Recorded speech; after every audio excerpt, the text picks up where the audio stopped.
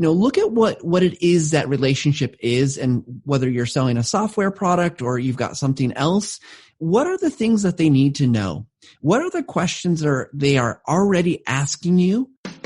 Welcome to the Audience Converter Podcast, the podcast for converting your audience from strangers to loyal fans. We dive deep and discuss how entrepreneurs, consultants, and coaches can level up their business to help more people in the world.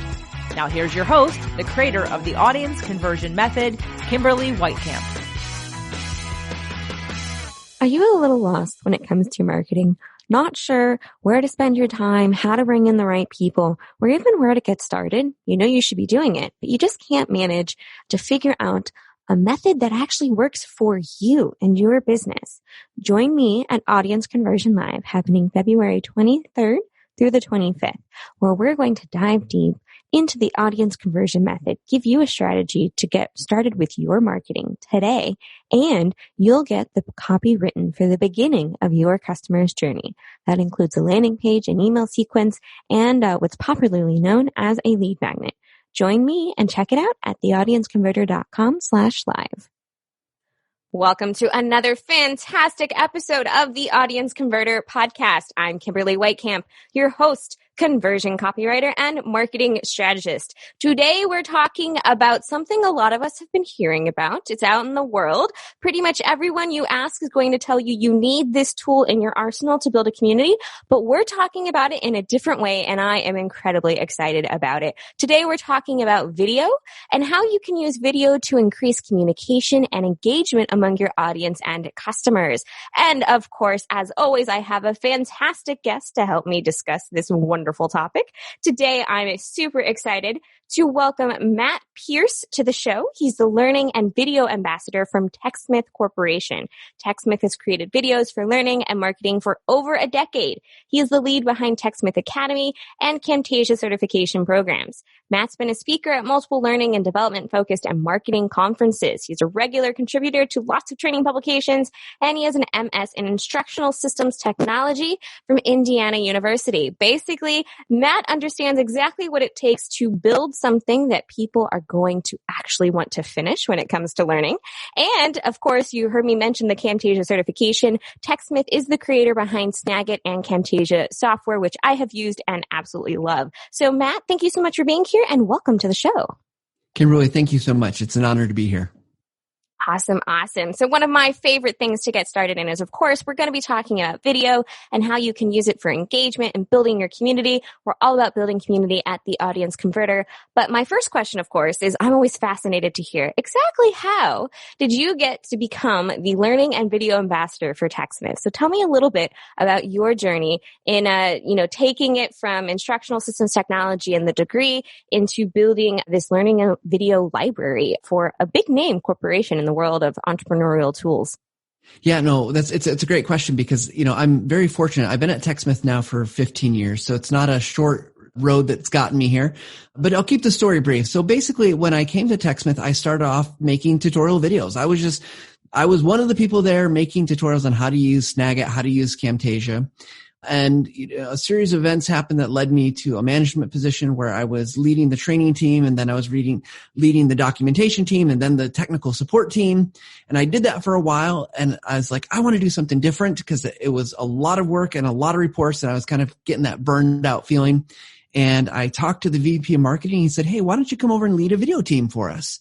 It was going to be a small team, and then that expanded into video and social media, and then it was video, media, and PR. And I'm like, oh my gosh, I just keep acquiring jobs here. Long story short, though, kind of bounced back and forth between those two worlds of learning and development and also marketing. And we actually started talking about building a community. And we're like, well, what does it take to build a community, and how do you do that? And instead of trying just to build a platform where people could communicate with each other and try to do like what you would think of as a community or forums, we said, what would happen if we start teaching people how to make better images and better video, and not even make it about our products, but what if we teach those core skills to help people be successful that are, they're tangentially related to what we do, but I'm not teaching people how to use Camtasia or Snagit. And so I've fallen into this position, and, it's been really fantastic to be able to work on these projects that we get to help people be successful, whether they're, small businesses, large businesses, or they're trying to reskill and learn new skills that are going to allow them to connect and do jobs better. It's really awesome. That sounds really awesome. I love that you had like this I can never say this, managerial position, I believe is the way to phrase it. You're running all of these different types of teams, and you're like, okay, you're noticing the burnout coming, which is really important, right? For anyone out there who is running a team, anyone out there who is thinking about bringing on a team, but you want to make sure that you've got everything in place so you don't reach that point of burnout. And then deciding that taking those core skills, right? That's what you talked about, was the core skills and the core ideas, right? You're not teaching people. You're building a community around the ideas and around the implementation and the action steps versus, oh, you have to use our products to do this. And I love what you said about that, because it is true that building a community is about more than whatever that particular product is. It's about the people, right? It's about helping the people achieve their goals and dreams. So I'm loving that you guys, you take the approach of, here, we're going to teach the fundamental skills of how to make images and social and all of those types of things interesting for the people they're trying to reach. Yeah. And, the thing that we found is that it might sound counterintuitive, like, oh, you got to teach people, you got to focus on your products and things like that. But what we found is that we're actually able to talk to way more people about things that are really important to us. And what we hope is, and I think it's proving out, it's always a long-term process to prove out, but I think what it's proving is that when people see that, we start to build that relationship of trust. They say, oh, well, they were able to teach me about writing scripts or creating storyboards or how to set up my first lighting kit so I could light my video a little bit better. And then as they do that, they realize, oh, well, I need a tool to help me to make a video. Well, where should I go? And hopefully we're top of mind for that. And we know we're not the solution for every situation, but we hope that then we have that trust to say, hey, we do have something of value to offer you that, we'd love you to try out and we'd love you to purchase. Absolutely. It's so important to be top of mind. And this is actually, I'm so excited that you're here actually, because this is my entire approach when it comes to marketing. This is what I work with my clients, is that, look, at the heart of any marketing campaign you create, there should be a single question. And that is, how can I help you? And that is the approach you guys have taken in this initiative with the Academy, is how can we help these people create better videos? How can we help them do what they need to do when it comes to video, when it comes to editing, when it comes to figuring out screencasting and all of that great stuff? And what happens is when you provide that help up front, when you solve the immediate issue people have, they're like, oh my gosh, I'm lost. Video, what is that? I realize I should do it. I'm lost. How do I do it? What happens next? I don't know. And then they realize there is a tool out there. You are, as they say, top of mind because you've created that relationship. You've created that place that you start from, which is, we're here to help you. If you end up using our product, that's fantastic. And we're excited to bring you on as a product user, but we're here to help you. And how can we do that? Yeah, that is absolutely what we're trying to do. And the thing is, we realize that along that journey that people are taking, it might be 6 months, it might be 3 years before they come to that realization that we're the right tool, or they might just skip us and move on to something even much bigger. If they want to go to Adobe Premiere, but we've helped them on that journey, that's fine too. We know that will happen. But at the core of it, when we get to that point where we are that helpful and we see the results from that, it's just been astounding. And I think it makes a difference then even in the relationship after that purchase. So we're like upfront, we're saying, hey, we want to help you before you even understand how to make a video. But once you do have a product and you're using our product, hopefully, then we still build that relationship. So it's got this huge wide net effect that I think is really awesome. Because, one of the things I think is true about video is that you grew up probably learning to read and to write and do some math, but we didn't grow up doing video, right? No one taught you how to do that. Most people are either self-taught, or for the few that do go to school, they're doing much bigger things with, high-end commercials or movies or stuff like that. But for most of us, it's a skill that we just don't have. And there are things that we need to learn to get good at it. Absolutely. Although I would argue that a lot of people now are growing up doing video, right? Like live is a touch of a button on your parents' smartphone or your own if you have one, which I know when I was a teacher, a lot of my students had one and I was a little bit shocked. And that was a good long time ago. But what you said here is it's about the relationship you build before and then the relationship you continue to build after they become a paid user. I think this is one of the biggest areas where people kind of fall behind because it's not that they forget that their customers are there, but once they become a customer, then they're like, oh, I have to keep looking for new people. And I'm a big proponent and, let's keep that relationship going. Let's continue building it after they become a paid user. So, one of the topics we wanted to talk about today was how to use video to not only increase engagement before people become users and before people become your customers, but also after people become your customers. Can you give any tips or tricks or words of wisdom around that idea? Yeah, I absolutely believe that you're right on this idea that we need to make sure we're continuing that relationship, right? It's got to go on because those are going to be the lifelong customers that we're going to derive a lot of value out of them. And hopefully they're getting equal value from their relationship. But in terms of video, I think there's a few things that we can do. First of all, look at what it is that relationship is and whether you're selling a software product or you've got something else. What are the things that they need to know? What are the questions they are already asking you? And an easy way to get started using video and to build that relationship is simply to answer those questions with video. And one of the things that you can do around that is you can start to have personalities. And, you think about your brand personality, think about what you're trying to portray as an organization. But for us, we really like putting our staff in those videos, right? We don't want to be anything that we're not. We're not usually hiring actors, especially post-support stuff. We might do it for a couple marketing videos, but for most part, it's like I'm doing a live stream video every week, right? And people can ask me questions. We bring on guests kind of like you're doing here, and we try to make that very authentic, very TechSmith, we would say.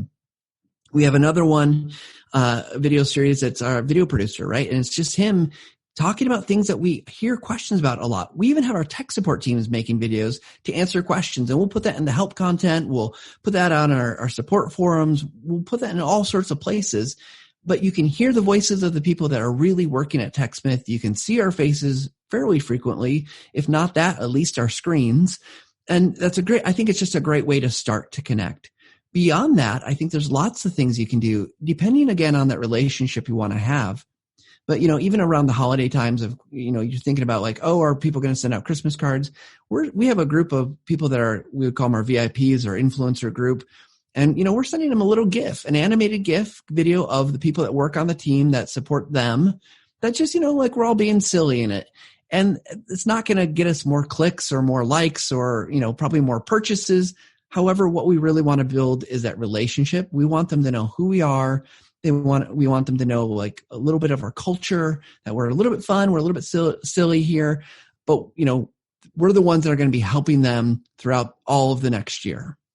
Absolutely. I love that you create GIFs of all of your people and you send them to the people who really like using your stuff.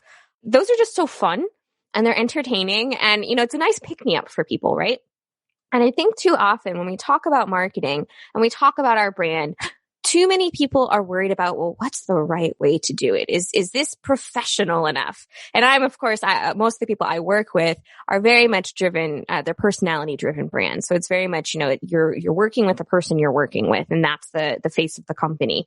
And I think it's something that is changing, especially in the online world, where people aren't necessarily expecting everyone to be business suits, power suits from the 80s. That's what proper business looks like. Because honestly, at the end of the day, we're all people and it's more interesting. It's more fun. It's more entertaining to get emails, to get marketing, to see things out in the quote unquote online wild that are not stiff upper lip business type, right? So building that into your brand and then of course building it into your video strategy is very much something that is not even just okay. It's almost kind of expected nowadays. People want to be entertained, right? Whenever I first got started in copywriting, one of the first talks I went to, they talked about, you're not actually competing against other products online, what you're competing against is YouTube cat videos, right? Because people online are looking for entertainment and information. So if you are promoting whatever your product is, you're not necessarily just competing against other people selling a similar product. You're also competing against all the million cat videos or people doing surf mistakes or skateboarding mistakes, right? Online. And so this idea that you can build fun into your videos and still be loyal to your brand, I just love this idea. Yeah, one thing I'd say about that is because it's always hard. As soon as you bring up entertainment, people are like, well, we're never that funny. We're never that cool. We're never going to be that hip. And, I'll be honest, we're like a 30-year-old startup that we're not super cool people. Like we're not, we're in Michigan. We're not in the West Coast. We're not, I don't have You're funky in Michigan, hair. It's cold. It's cold. We're very Midwest nice kind of thing. And I think I'm in the Midwest nice. Yeah, it's a great thing, right? Like, so we lean into it. But I think that the thing here that's really important, and we did some studies. We have every couple of years we run this study about why people watch videos that they do, what causes them to stop watching, how long do they watch these videos? And one thing that's come up in that repeatedly isn't that people are necessarily looking to be entertained. And I do think that's true. I don't think there's anything wrong with that because I know I go out and look for entertainment all the time. But I think what people are looking for with video in particular is they're looking for answers to problems. They're looking for something that's relevant to them and their interests. And so if we look at Google, I'm going to be searching for stuff. That's the number one search engine. But I think YouTube has become like the number two search engine, but it's really the number one how-to engine. And I think people are looking for videos that are going to help them to do something. And it might be, I just want to be entertained and that's the thing that I want to do. But it's also, how do I, improve my Zoom call? How do I, change my background? How do I do this thing so I can make a video that my boss has asked me to make? How do I communicate better? And whatever it might be even that you're just fixing a toilet in your bathroom because you can't afford to hire someone to do it, right? Like it's so powerful. And if we as organizations can take that in and really start to think about what problems can I help my audience or my potential audience, the people I want to talk to, what problems can I help them solve? And how can I make sure that they understand that this content that I'm going to create is relevant to them? We're going to be much more successful at drawing them in. And there's things that we can do to show them that we're relevant. And wherever you're posting, make sure your thumbnail is showing the right things. And a face in the thumbnail is usually a really good thing. That the title is going to help them. If it said TechSmith's great ways to do something, that's not very compelling. But like, what is the thing that is going to show them to do? This video is going to show you how to XYZ, right? You don't want to get clickbaity, but you want to be very specific. And then of course that description, so that if they even look at the description on wherever you're at, that they'll understand like, oh yes, this is going to solve my problem. But here's the thing, if you do that, you can set all that up and that's great. But if your video doesn't deliver on that promise, that this is what problem that we're going to solve, and you really do that and only that, people don't care. They're going to stop watching. You're never going to make it to the end of your video. So you got to show that it's going to be relevant to them and then deliver on the promise of that so that you're not leading them astray. If you do that, you're going to lose people so quickly. They're like, next, I'm going to go on to the cat video because it's way more interesting than this thing that's really not in my cup of tea. Absolutely. And you said something that I consider like the golden rule of content creation and marketing strategy, which is that anything you create needs to be relevant to your audience, and then you need to deliver on it, right? We can talk about figuring out headline hacks and figuring out the right thumbnail and making sure our description is going to hit all the right keywords.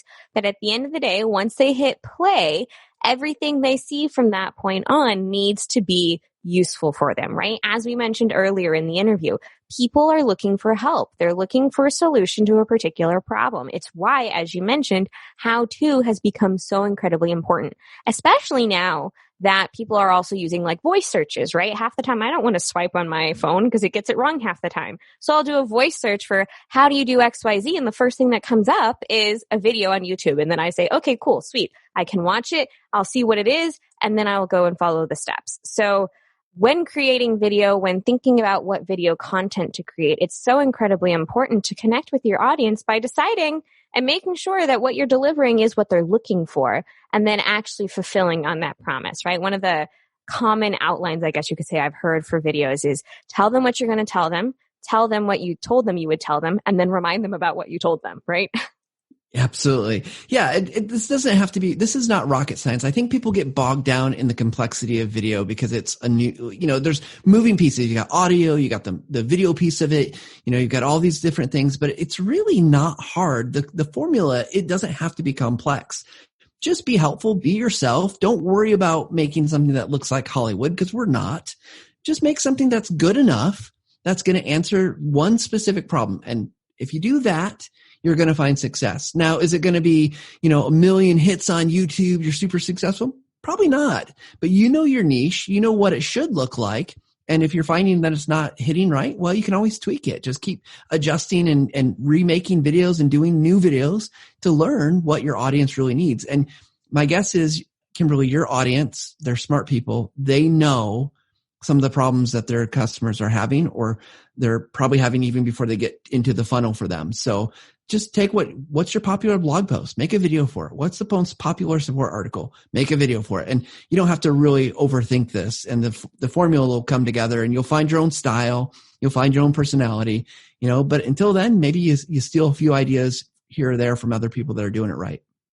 Absolutely. I mean, when it comes down to it, there's no better source than your actual audience, right? I'm a big proponent of ask questions of your audience. What would they like information on? It's always a great source of information for creating your own marketing ideas. But what you said, right? With video, it's so important that you're creating the content that people are actually looking for.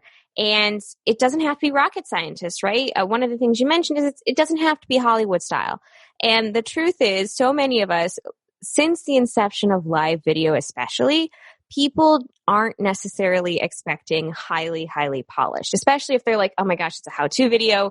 I really need to figure this out now, right? Like, I'm setting up a summit currently, and I needed to figure out how to connect one form to another, and I couldn't find the answer, and I found a video and I watched it, and I was like, okay, perfect, great. This was exactly what I was looking for, right? It didn't matter to me that it wasn't professionally produced and it had, high studio quality images or something. What mattered was it was a screencast, right?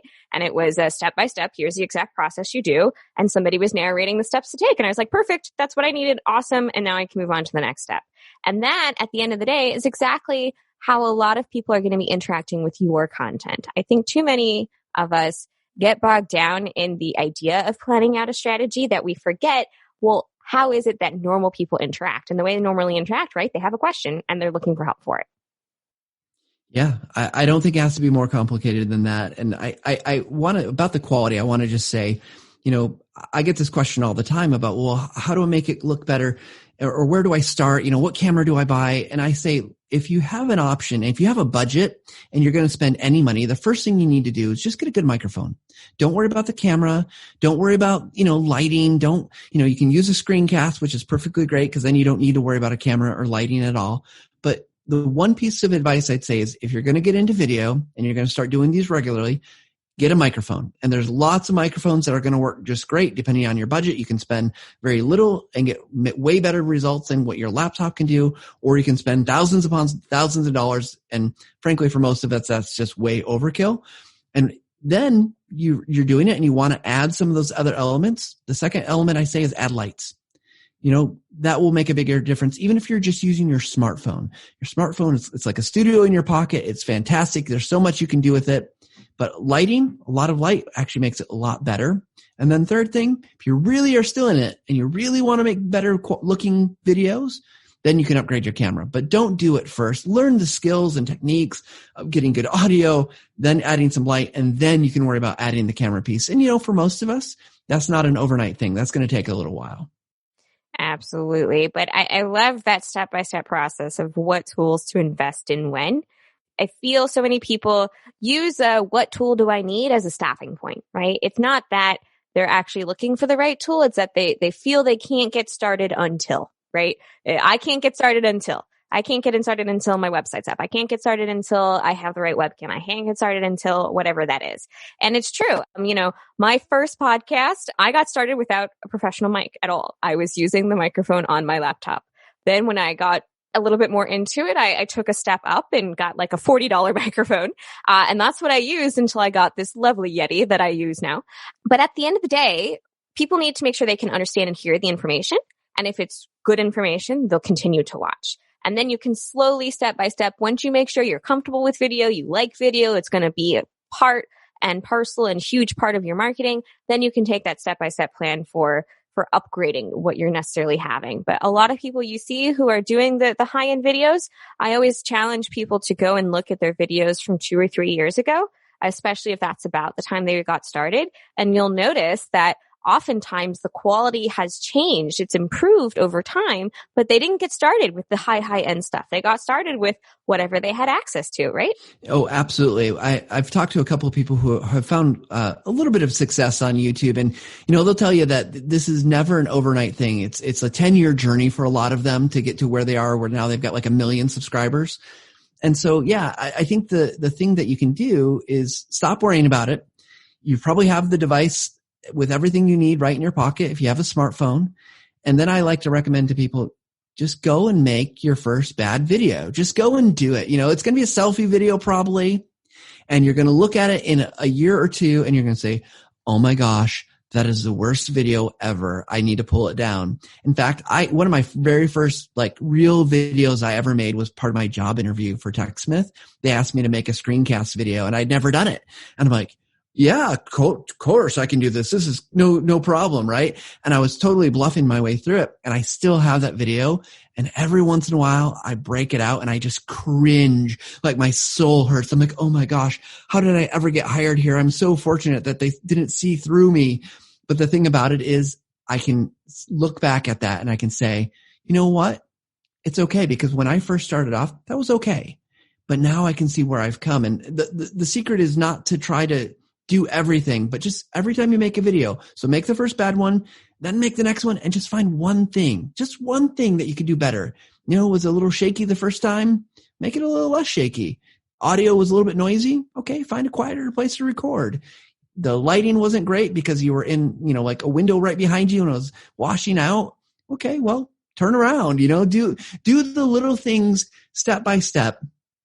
And in that year or two, you'll be surprised how far and how much quality your video improves. And really along the way, you'll get better, not only at the quality, but your messages will get better. And that's, I think, what's even more important, because you'll learn how to trim things down. You'll learn how to get a little bit more concise, more focused, more helpful. And as you're doing that, you can really start to see the impact that those videos are going to have for your business, but also for your audience. Absolutely. Concision is so key, but just getting out there and doing it, it's always a great place to get started. I know when I first decided, I was going to do videos, I challenged myself to go live every day on Facebook for a month. And it was incredibly uncomfortable and I didn't like the lighting and I wasn't too happy with it. And I didn't have a great microphone, but you know what? You just keep going and eventually you can see that change. Even over the course of 30 days, I saw a change from day 1 to day 30. So it's definitely possible. So, before we wrap up here, Matt, you've given such great and wonderful information around video and how to use it to build your community and increase the engagement and, create that relationship that's more long-term with people. So what would you say is the very first step? What's that next action step people need to take right now?